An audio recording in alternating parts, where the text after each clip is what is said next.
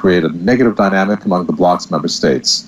He expressed his desire for the UK to remain in the EU, and that it is ultimately up to British voters to decide their fate. Next month, Brits will cast their votes on whether to remain in the Union or not.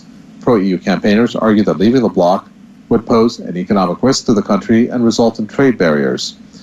Meanwhile, Brexit voters want out for greater sovereignty. Stavros Mavroidis is a professor of political economy at the University of Macedonia.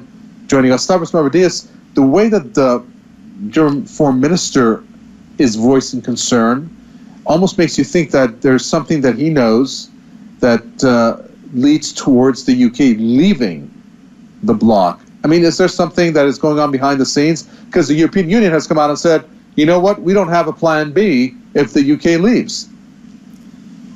Well, the European Union certainly has a plan B. This has been aired already. But whatever this plan B might be, it would be a plan B for a disaster. A Brexit, a vote for Brexit in the British referendum would deal a fatal blow to a staggering European integration. And this is what the European Union establishment fears.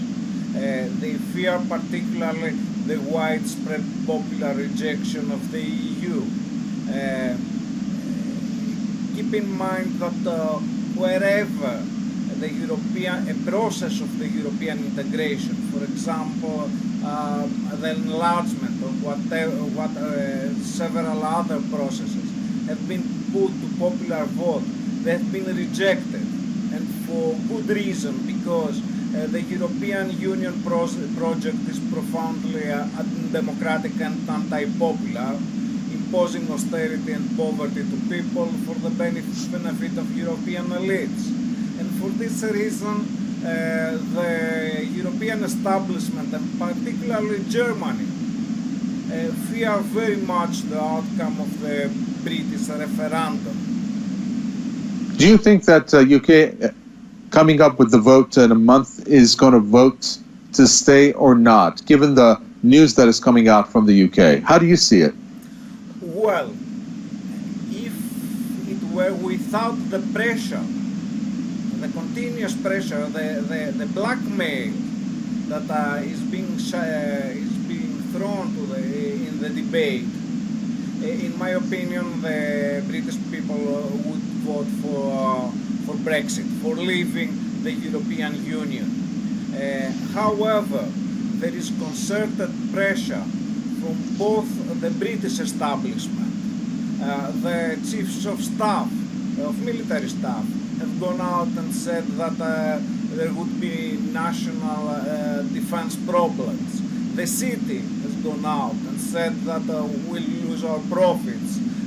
Even parts of the public administration that should have kept a neutral position produced reports that economic growth would diminish or whatever on ambiguous grounds.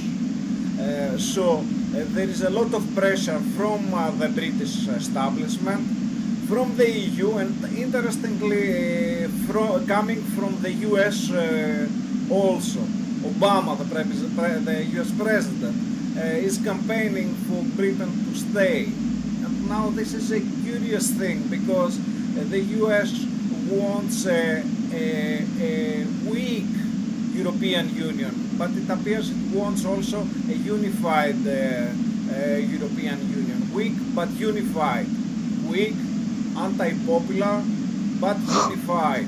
And because this serves better the US geopolitical interests.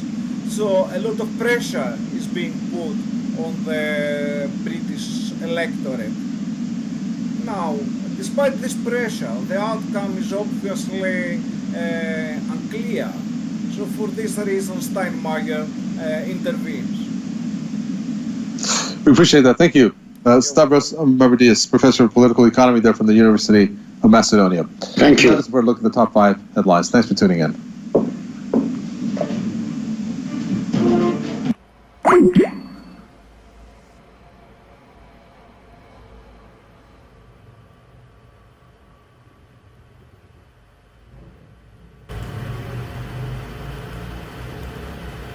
Mavridis, Professor of Political Economy there from the University of Macedonia.